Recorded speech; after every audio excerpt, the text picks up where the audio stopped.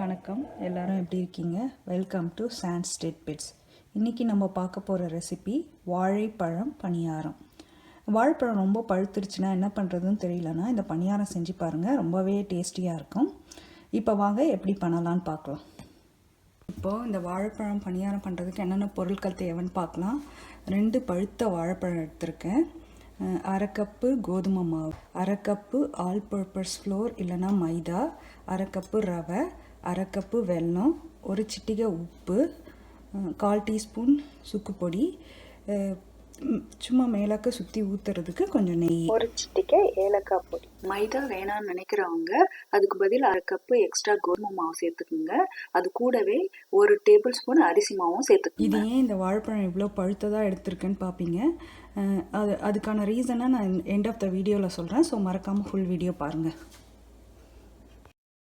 இப்போ ஸ்டவ்வில் ஒரு பாத்திரம் வச்சு அதில் வெல்லம் முக்குற அளவுக்கு தண்ணி போட்டு அதை நல்லா கொதிக்க வச்சுக்கலாம். வெல்லம் பாகு பண்ணணும்னு அவசியம் இல்லை, சும்மா வெல்லம் கரையிற அளவுக்கு கொதிச்சு எடுத்துட்டு வந்தா போதும். இப்போ இந்த வெல்லம் கொதிக்கிறதுக்குள்ள வாழைப்பழத்தை மிக்சியில போட்டு அடிச்சு கொண்டு வந்துடலாம். உங்களுக்கு என்னன்னா நீங்க கையிலயும் மசிச்சு போடலாம், இல்ல ஃபோர்க்கு வச்சு மசிச்சும் போடலாம். ஆனா எங்க வீட்டுல வாழைப்பழம் தட்டுப்படக்கூடாது, அதனால நான் நல்லா ஸ்மூத்தா அரைச்சி போட போறேன். இப்போ வெல்லம் நல்லா கரைஞ்சிடுச்சு, தண்ணியும் கொதிக்க ஆரம்பிச்சிருச்சு. இப்போ ஸ்டவ்வை ஆஃப் பண்ணி இந்த வெள்ளை தண்ணியை நல்லா ஆற வச்சுக்கலாம். இப்போ வாழைப்பழமும் நல்லா அரைச்சி ரெடியா இருக்கு. இந்த வெள்ளைப்பாகு இன்னும் சூடா இருக்கு. இதை சீக்கிரமா ஆற வைக்கிறதுக்கு நான் ஒரு சின்ன ஹேக்கிங் பண்ண போறேன். ஒரு பாத்திரத்துல நல்லா பச்சை தண்ணி எடுத்துக்கங்க, இல்ல கோல்டு வாட்டர், ஐஸ் வாட்டர் இருந்தா இன்னும் நல்லது. அதுல இந்த வெள்ளைப்பாகை வச்சீங்கன்னா சீக்கிரம் ஒரு 5 நிமிஷத்துல நல்லா சில்லுன்னு ஆறிடும். இப்போ கோதுமை, மைதா, ரவை எல்லாத்தையும் மிக்ஸ் பண்ணிக்கலாம். நீங்க ஃபுல்லா வேணும்னா மைதாவே யூஸ் பண்ணலாம், கோதுமை மாவு யூஸ் பண்ணணும்னு அவசியம் இல்லை. இது கூடவே இப்போ உப்பு ஒரு பிஞ்சு, அப்புறம் எடுத்து வச்சிருக்க சுக்கு பொடி, அப்புறம் ஏலக்காய் பொடி, இது எல்லாத்தையும் போட்டு மிக்ஸ் பண்ணிக்கலாம். இப்போ அரைச்சி வச்சிருக்க வாழைப்பழத்தை போட்டு நல்லா கட்டி இல்லாம மிக்ஸ் பண்ணிக்கலாம். உங்களுக்கு வேணும்னா ஒரு பிஞ்சு ஆப்பசோடா சேர்த்துக்கலாம். ரொம்ப பழுத்த வாழைப்பழம் சேர்த்தோம்னா நம்ம ஆப்பசோடா சேர்க்கணும்னு அவசியம் இல்லை. கொஞ்சம் காயான வாழைப்பழமா இருந்தா ஆப்பசோடா சேர்த்தா நல்லா புசு புசுன்னு வரும்.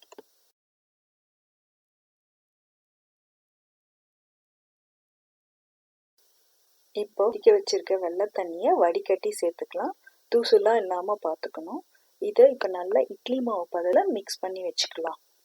வேணும்னா தண்ணி சேர்த்துக்குங்க, முக்கால்வாசி தண்ணி தேவைப்படாது. இதை இப்போ நல்லா ஒரு மூடி போட்டு ஒரு 5 நிமிஷம் வச்சிடணும். ஏன்னா நம்ம ரவை போட்டிருக்கோம், அந்த ரவை நல்லா தண்ணியெல்லாம் உறிஞ்சி இன்னும் கொஞ்சம் கட்டியாகும். இந்த மாவு ஊறுறதுக்குள்ள நம்ம பணியார சட்டி அடுப்புல போட்டு சூடு பண்ணிக்கலாம். சட்டி சூடாதும் அதுல ஒவ்வொரு குழியிலையும் கொஞ்சம் நெய் விட்டுக்கலாம். நிறைய நெய் வேணுன்றவங்க விட்டுக்கலாம், இல்ல கொஞ்சமா வேணும்னா ஃப்ளேவருக்கு விட்டாலும் போதும். இப்போ ஒவ்வொரு குழியிலையும் இந்த பணியார மாவை விட்டுக்குங்க. முக்கா விடுங்க, ஃபுல்லா விட வேணாம். ஃபுல்லா விட்டா பணியாரம் ரவுண்ட் ரவுண்டா வராது. இது இப்போ நான் மூடி போட்டு வேக வைக்க போறேன். மூடி போடணும்னு அவசியம் இல்லை, இது ஆப்ஷனல் தான். மூடி போட்டா சீக்கிரம் வேகும். இது ஒரு 2 நிமிஷம் வேகும்.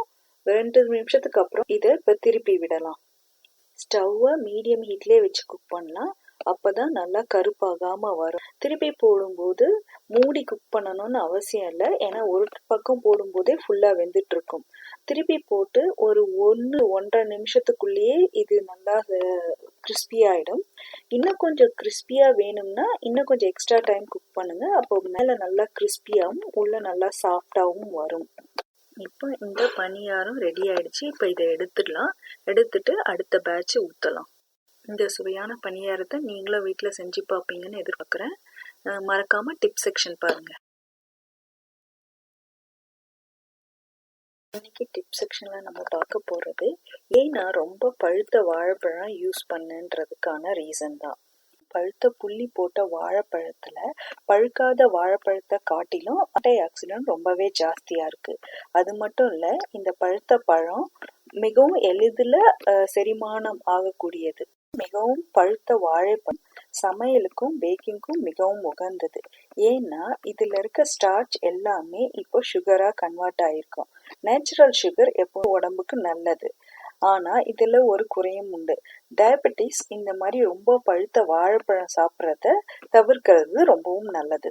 வாழைப்பழம் இந்த மாதிரி புள்ளி போட்டுருச்சுன்னா அதை தூக்கி எறிய வேண்டாம். அதுக்கு பதிலா இந்த மாதிரி ஹெல்த்தியா பணியாரம் செஞ்சு சாப்பிடலாம். இந்த ரெசிபி உங்களுக்கு பிடிச்சிருந்தா அந்த லைக் பட்டனை கொஞ்சம் அழுத்தி விடுங்க. சப்ஸ்கிரைப் பண்ணாட்டி அந்த பட்டனையும் சேர்த்து கொஞ்சம் அழுத்தி விடுங்க.